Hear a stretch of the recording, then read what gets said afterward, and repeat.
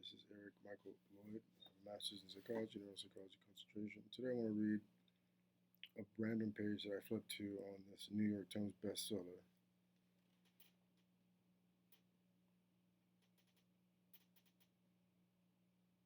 I don't want to say the name because who knows.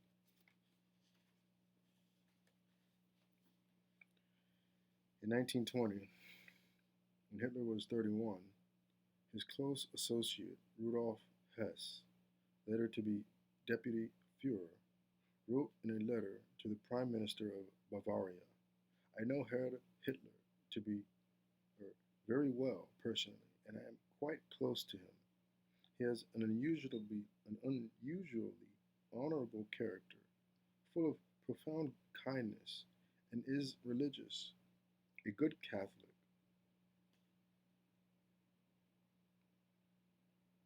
Of course, it could be said that since Hess got the honorable character and the profound kindness so crashingly wrong, maybe he got the good Catholic wrong too. Could scarcely be described as good anything, which reminds me of the most comically audacious argument I have heard in favor of the proposition that Hitler must have been an atheist. Paraphrasing from many sources, Hitler was a bad man. Christianity teaches goodness, therefore Hitler can't have been a Christian. Goering's remark about Hitler, quote, only a Catholic could unite Germany, might I suppose have meant somebody brought up Catholic rather than a believing Catholic. In a speech of 1933 in Berlin, Hitler said, we're convinced that the people need and require this faith. We have therefore undertaken the fight against the atheistic movement, and that not merely with a few theoretical declarations, we have stamped it out. That might indicate only that, like many others, Hitler believed in belief. But as late as 1941, he told his adjutant, General Gerhard Engel, I shall remain a Catholic forever. Well, that's 1941.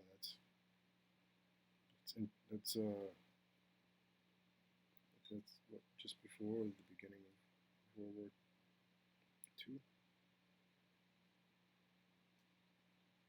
Even if he didn't remain a sincerely believing Christian, Hitler would have to have been positively unusual not to have been influenced by the long Christian tradition of blaming Jews as Christ killers.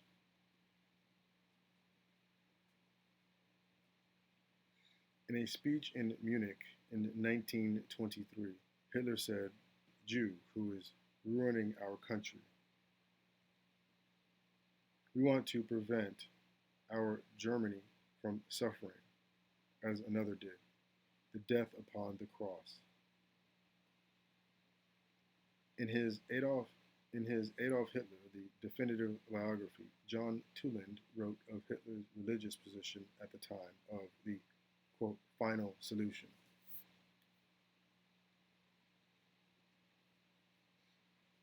Now, I don't know if people can distinguish or differentiate the word solution from final solution, but they're two different things. Still, a member in good standing of the Church of Rome, despite detestation of its hierarchy, he carried within him its teachings that the Jew was the killer of God, lowercase g.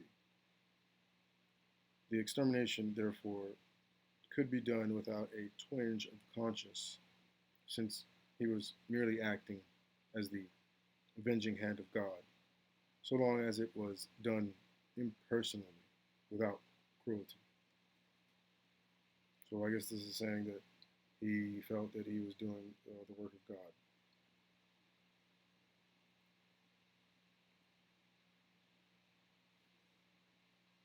I don't know how to explain how to use something and how not to.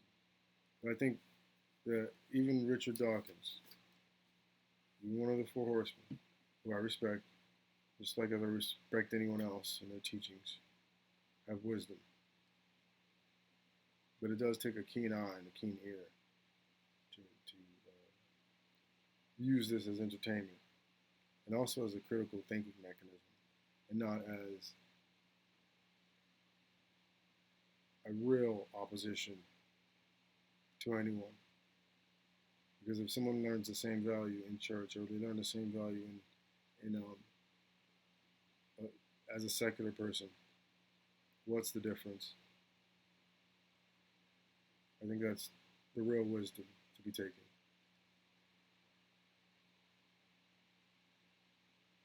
So I'm going to leave it at that.